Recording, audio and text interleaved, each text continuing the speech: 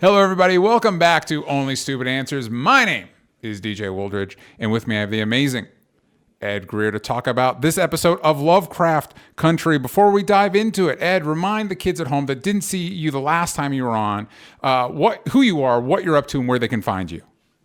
Great. My name is Ed Greer. I was on season 1 and the only season of The New Negroes on Comedy Central. I was on Screen Junkies Universe a whole bunch. I was, before the pandemic, doing a podcast called Superman versus the KKK with Roth Cornett, basically the boss over there at Screen Junkies. And we might resume it pretty soon. Cool. So you can also check out my 100+ episodes of my own personal podcast called The Nerd Goat Podcast. And you can check out my show on YouTube called Reboot It, where we, in about an hour and some change, reboot movies on the fly, me and 4 other guys. So, yeah, you can check out any of those things. And at Edgar Destroys on Twitter. Like I mentioned at the top, we were talking about Lovecraft Country, Season 1, Episode 8, Jig-A-Bobo. Had to be careful with that one. The synopsis is: a distraught Diana finds herself in Captain Lancaster's crosshairs when a visitor from his past arrives at the boarding house. Atticus and Leti each take steps to protect their future. This episode was directed by Misha Green and written by Misha Green and Uwama Afordire. I apologize if I pronounced that incorrectly. So let's dive in. Before we get into this specific episode, Ed, it's been several episodes since you've been on. What have your thoughts been of the show so far? Well, I just want to get this out of the way right off the bat. I have been watching this, and I've been watching the NFL, the NBA playoffs, the finals, and all that. Mm-hmm. And Reggie Miller is an idiot. He's an old player. He used to play for the Indiana Pacers, and for some reason, they put a mic in his hand, and he gets to call some of the games in the playoffs. And this idiot had to do a drop on air, a live read, basically, for Lovecraft Country, and totally screwed it up. He was just like, yeah, man, that show Lovecraft Country, that's a different show, man. It's really different. I tried to watch it, and it's pretty different. And I'm like, they should sue you for malpractice. Wow. You know what I'm saying? That if this is what you call an ad for that, they should sue you guys. So I felt so affronted by that, and I wanted to scream. I wanted to ghost through my television with some Christina magic and just beat the hell out of this fool, because what he was basically saying is, I am uncomfortable with weird crap like this centering around black people, basically. And Reggie Miller is black, but I think it's one of those things where you just reject certain things because black people don't get to be strange. Black people don't get to have a weird esoteric show. We have to have some, oh, there's a ghost in the house, I'm gonna leave, episode's over. Ha ha ha. That isn't always how it is. And black people have gone through so much horror in our lives. I would think that we would start to understand that sometimes you just can't, snap your fingers, throw some salt over your shoulder, and defeat horror with your common sense that the white folks don't have. It's just ridiculous. And I like this show for how esoteric and weird it is. I like this show that, frankly, it started to lose me a little bit with maybe the Ghost House episode, stuff like that. I think the last one we talked about, seeing if the show was going to become Scooby-Doo, with a different mystery that they're solving each week. But time and time again, it reels you back in with some other thread of the overarching narrative.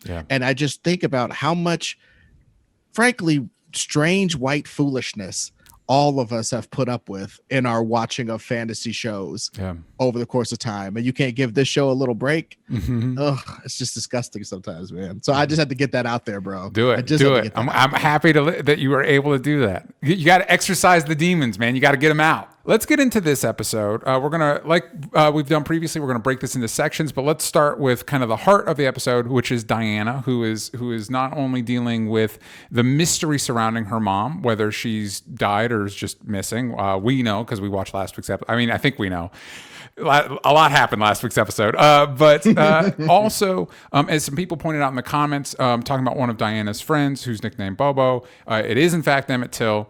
In fact, he's called in this episode her best friend. And the episode opens with his viewing after his death. And I believe, if I got my timeline right, after the people that murdered him were acquitted. What did you think about starting here in this episode, Ed?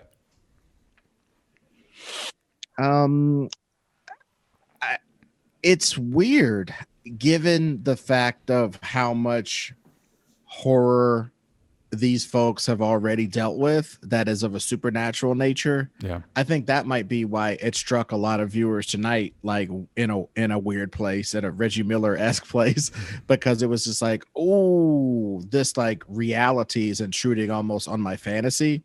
Like I wanna believe that there's a story of like the reason why these black folks are scared of cops is because half of them have magic powers and are demons, not because they're just regular guys who, while following orders, could murder you.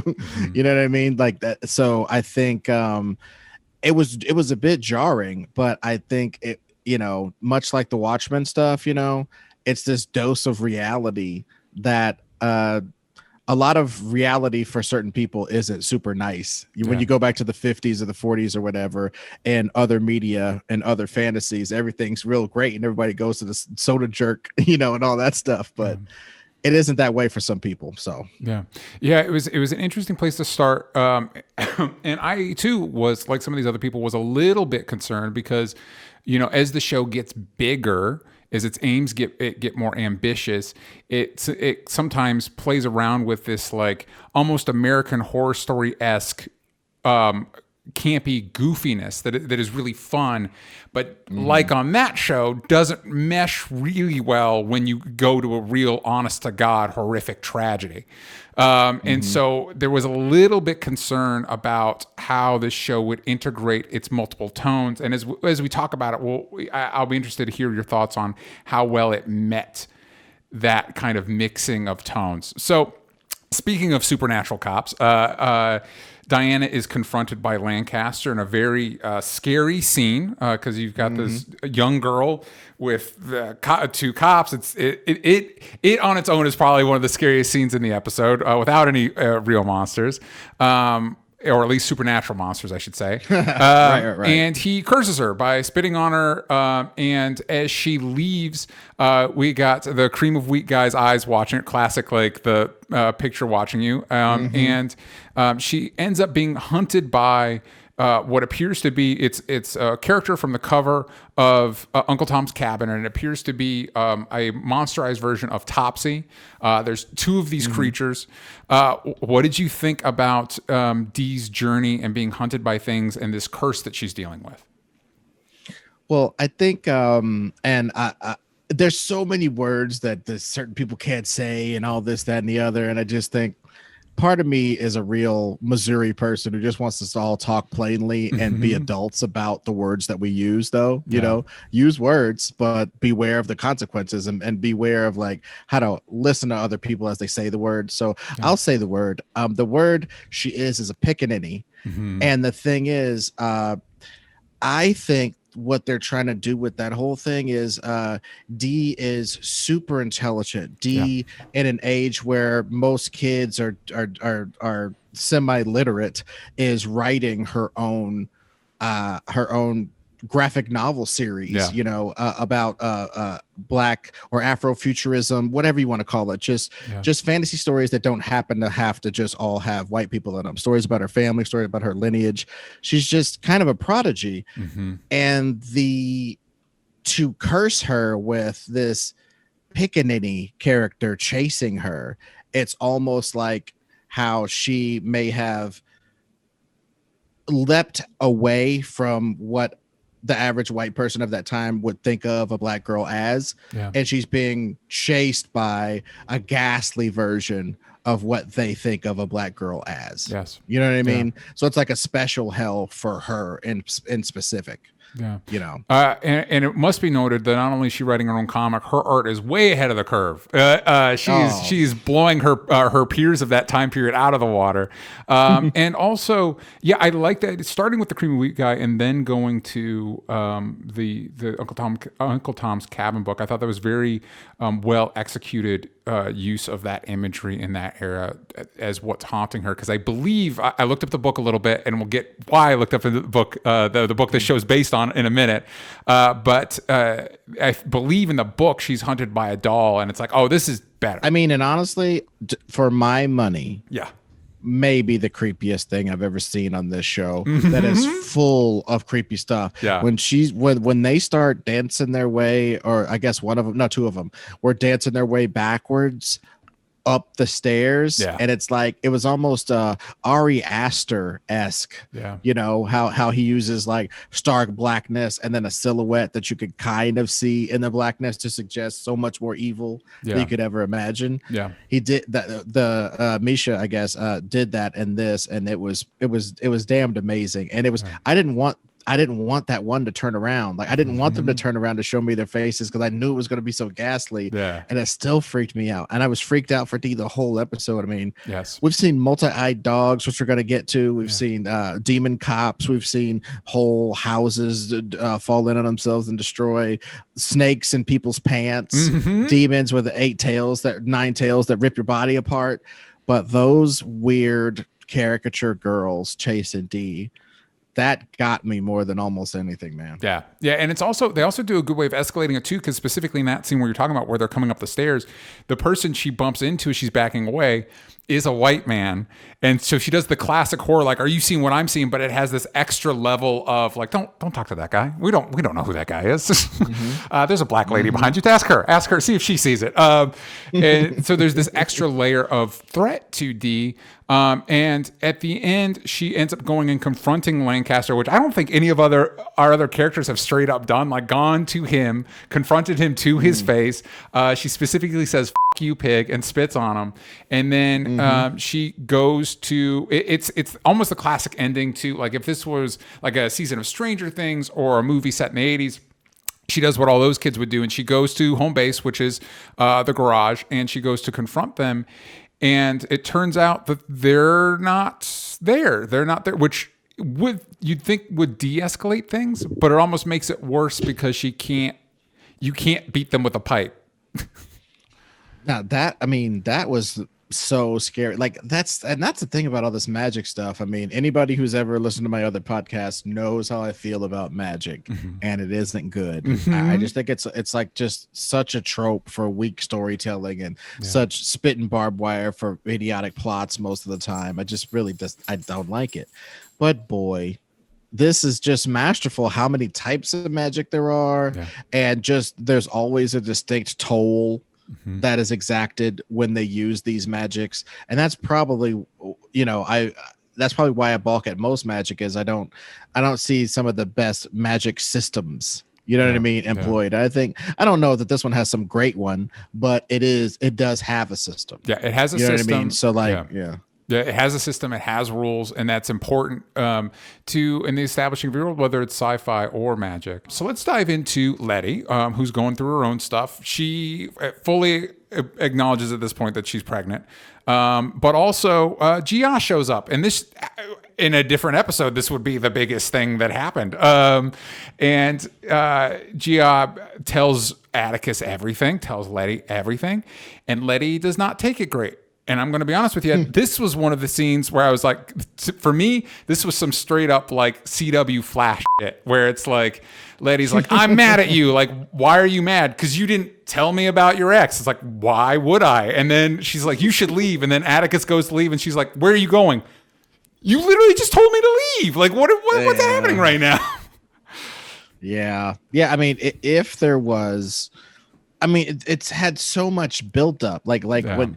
I mean, as a person who has seen two girls talking to each other that I had congress with and knew at some point, that drop in your belly when you see that, when you no matter what they're talking about, if they're saying you're the greatest guy ever, it's still don't talk to each other. And please. Just as I was a war criminal, and then I started sort of using a weird power imbalance to bang this broad that was like part of the people we were conquering and killing. And then it's like, what are you gonna tell your girlfriend, your new girlfriend, that really?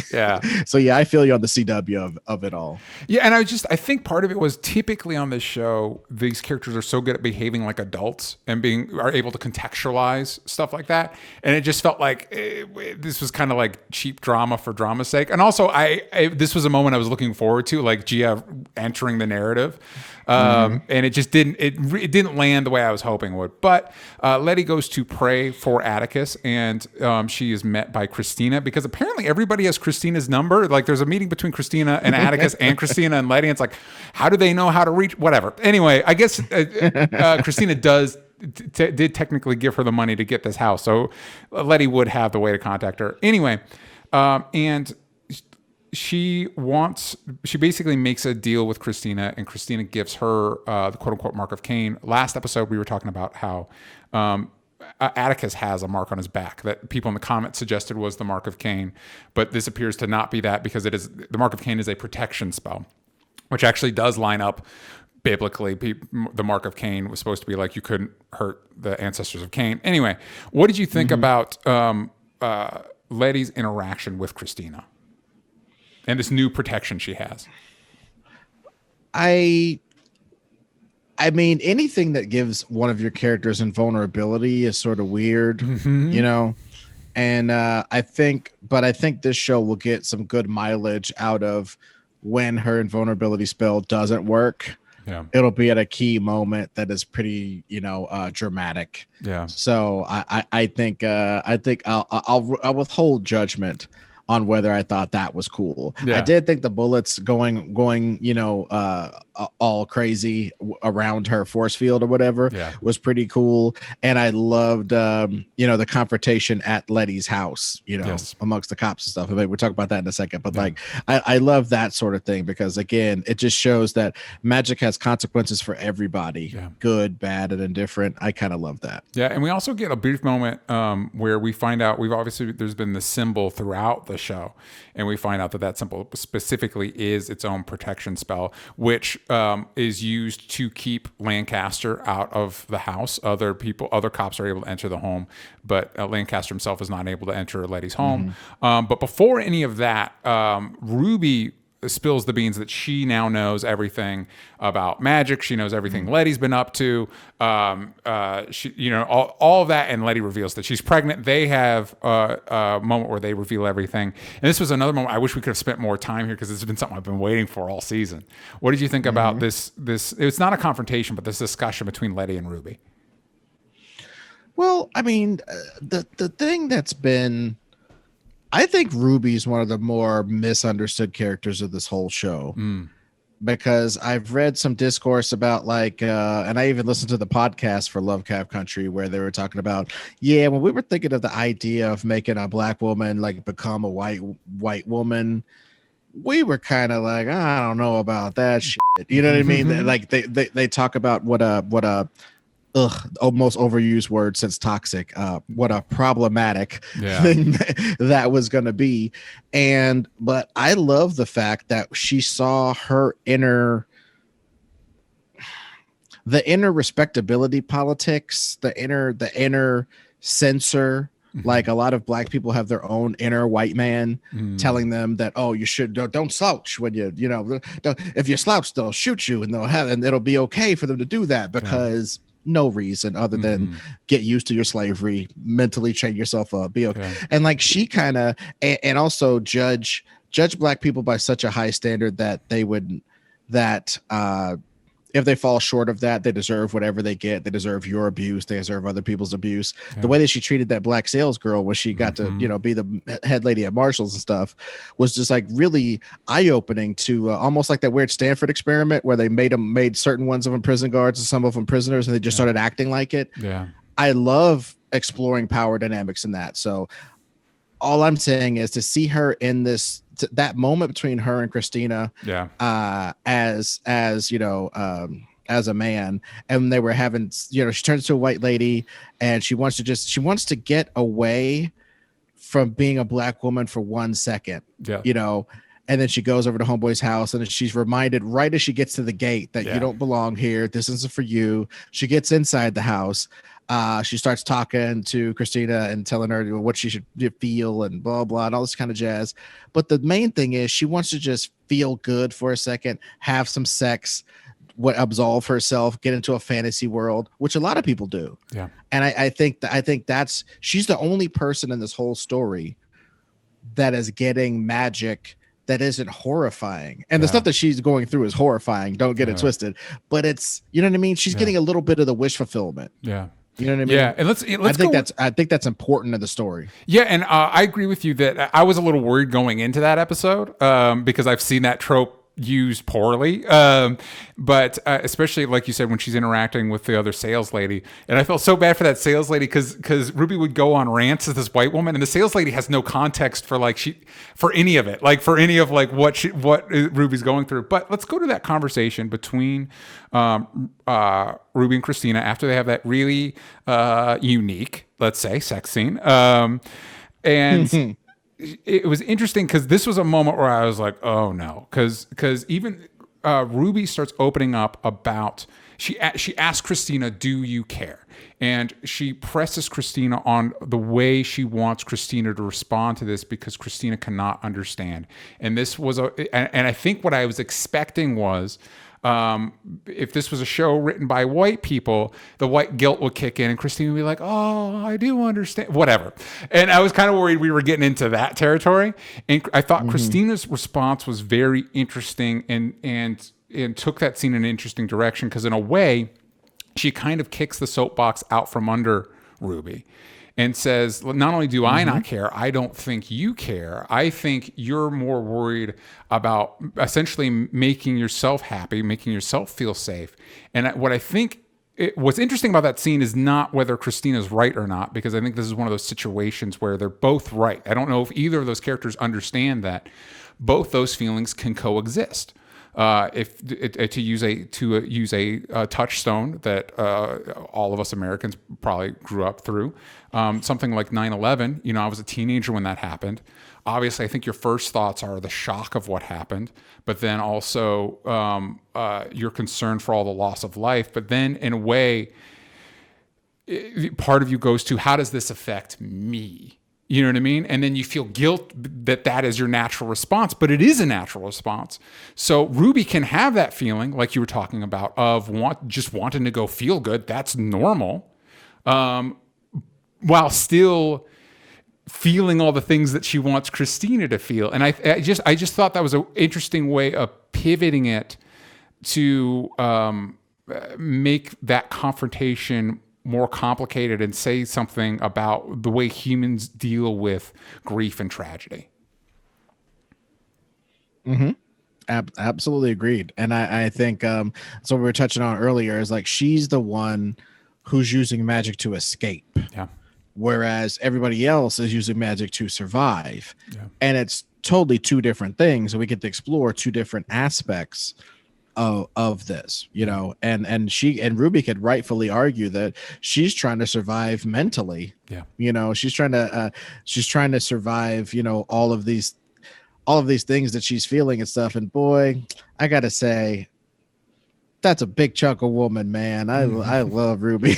Ruby's great. And Wunmi Mosaku, who plays Ruby, is so fantastic. And I think they're putting her in a really interesting place because when she's talking with Leti later, she says, like, listen, there's no harm in prioritizing your own personal health. And it's like, ooh, you're not wrong, but this is tricky. Like there's ways to manipulate that paradigm to be what I assume is Christina's paradigm, where she is basically out for herself, and which is why ultimately I think she's the antagonist of the show.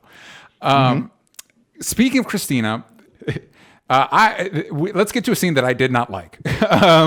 She, after that conversation with Ruby, Ruby talks about the tragic and horrific way that Emmett Till died. And Christina, for whatever reason, thinks it's beneficial to relive that.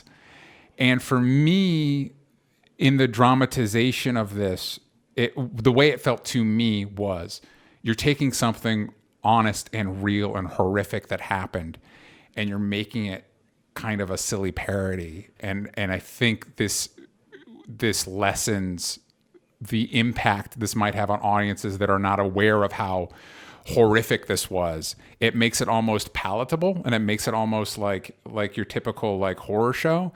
And I feel like I don't know if that is what they were going for. What did you think about Christina doing this? Well, you know, I what was odd about it was I felt more like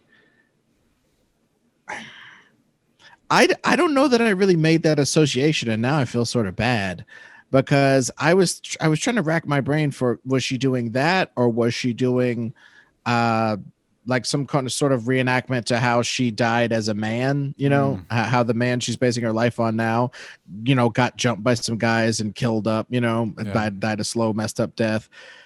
And I thought maybe she was reenacting something like that to get like some spell so it couldn't happen to her again or something like that. I don't know. It was just it was really odd, but I do see how it could be tied to her maybe trying to using her magical powers to try to understand what it felt like to be somebody who had such horrific things done to them or whatever. But I think that's the weird thing, right? I mean, even everybody from the bad guys to the good guys are right about one thing. Unless you've gone through it, you don't know what it feels like. Black, white, whatever. You don't know what it feels like unless you've gone through it. Yeah. And maybe that was some weird white woman one-upsmanship. Like, I'll show you how this feels. I'll go through it with my magical powers, which to me almost makes a sick sort of sense, given how powerful certain white people and white characters certainly fancy themselves, you know what I mean, and build themselves up to be like, oh, I'll be a better black than you. I'll, like a freaking soul man, you know what I mean? He's like, I'll be a better brother than you, brother. Let me just dab this on my skin. You know what I mean? There's this sick I don't know, this sick parasitic nature to some people's thought process that I can be a whatever you are than you. I'm the best at everything. The get out syndrome. You know what I mean? I could be a better that than that. So maybe that was some of that. And maybe we'll explore how heinous that is. I bet you if Ruby finds out she did that shit, there won't be no cooch tonight. Well, and you're right too. If that is the goal, there is a sense that because even though you went through the physical part of it, you were still in control. You hired these people. Like, you know what I mean? Like it's not the same because you're in control and you're going to survive at the end. You know what I mean? So it's not the same. You're not recreating that situation. Maybe it's like those rich people who go glamping, they'll call it camping, but they have like 15 ATVs, a big giant, Kiss motorhome that they're in, that's not being a homeless person. That's not roughing it. Gwyneth Paltrow trying to live on $20 for 2 hours. You know what I mean? You're not roughing it. You know what I mean? It's like at the beginning of Batman Begins, like he's off in the world. Yeah, but you get to come back to Gotham and within a week you're Bruce Wayne again. Like it's not really the same. You know what I mean? Anyway, Atticus is has a heart-to-heart with Montrose, and he reveals that last week when he went into the portal, we saw him go in the portal, he comes back with a book, that he went to the future. And the George Freeman that wrote that book of Lovecraft Country is actually his son. And so the future he describes is white people are rioting, and a woman with a hood and a robot arm hands him the book. What did you think about that? I mean, honestly, as far as a nice little thread to throw out there, you could do a lot worse than that. I mean, that's like a textbook tease. Yeah. That's textbook tease. What could make the white people riot? How far in the future before we have bionic arms and stuff? Blah, blah. But I also love, one of my main pet peeves about magic is that they never get down to whatever science is actually making it happen, because it's not magic, it's science. On some level, it's just science that you don't understand. Arthur C. Clarke's famous, quote, sufficiently advanced science is the same as magic to the observer who doesn't understand what it is or whatever. So the bottom line is, I think they're going towards that's what all this is. And I love the last episode, all of that psychedelic trip and stuff, and all of those different, almost holo suites that she was going through, like metaphysical holo suites where she could live lifetimes after lifetimes and gain these experiences that you couldn't in a linear fashion in a human's lifespan. Yeah, all these truths she was able to arise at. That's not magic. Like you saw how technologically advanced those people were. Yeah. You know what I mean? So it's just like I'm loving the fact that we're marching closer to the magic and the technology intersecting. And I think that's going to be some great storytelling when we get there. Yeah. I will say slightly disappointed still. That because when he's describing the book, the changes he mentions that Diana is actually in the book as a boy named Horace, that Christina is a boy. That's from the Matt Ruff novel that the show's based off of. Those are differences that are in that book. Still slightly disappointed that it's not just the book from our world. Like when he goes there and he says like, I saw these things, that he literally went to our reality, our future, and got the Matt Ruff book and has the book that this show is based off of. Like I like that it reveals that like it's from his son. I like that reveal, but part of me just wishes he just had the book that the show is based off of. I think that'd be really fun and weird. Well, I mean, I think that would be the one. I think that might be, much as you want it, I think that might be the last thing that pushes you over into the okay, this is now too winky face, this is too meta. He and Montrose kind of grow closer, and Montrose helps him cast a protection spell, which at first they feel like didn't work because there's not, like with Leti, we saw the symbol and there was like a weird thing that happened. None of that happens. But when he goes to Letty's house, which is being assaulted by Lancaster's cops, they go to shoot him. Leti goes to run and save him. Too late. And a really cool reveal.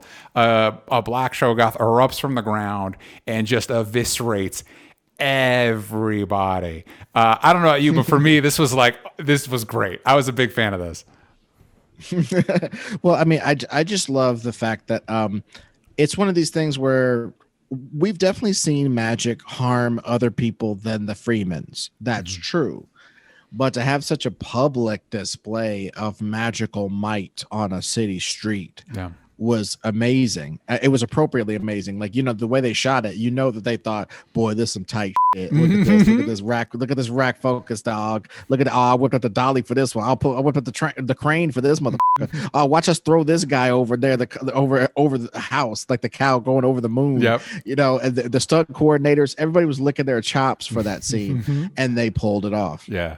100%. It was such a great reveal. It's cool that it's when like Terminator becomes good. It's like you've got such a good monster. It's cool when the heroes get their version of it. And it'll be interesting to see how this plays into the future. We actually have a question in the chat. LoveDove91 asks, do you think that's the last we'll see of Gia, or do you think she'll come back and still try to help Tick? Personally, I think we're definitely going to see more of her, and I do want to, because as I stated, sometimes I'm glad to know that as a basic ass cis hetero man, I still got some variety to what I like, because boy, Gia, that's a beautiful woman too.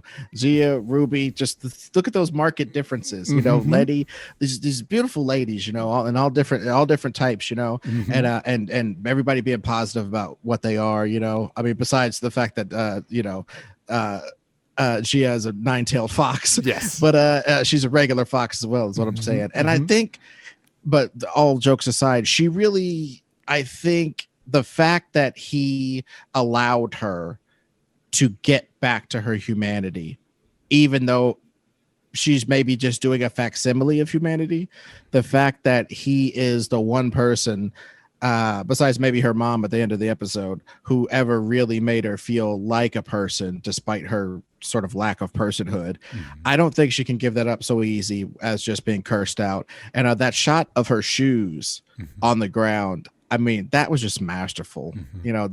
So I mean, I agree with you though. I wanted more fireworks. I don't know what I expected, but I guess I wanted more knockdown, drag out fireworks. I wanted more real emotion in that, and I wanted more conflict in Atticus. Yeah. You know what I mean? But obviously, what did we expect? A lady grew a bunch of weird spider legs out of her body while he was having sex with her the first time. His first time ever having, and maybe not that time, but you know what I'm saying? Yeah. His first person he had a sexual relationship with. Yeah. Turned into a freaking monster. Of course, he might not want to talk about that to nobody.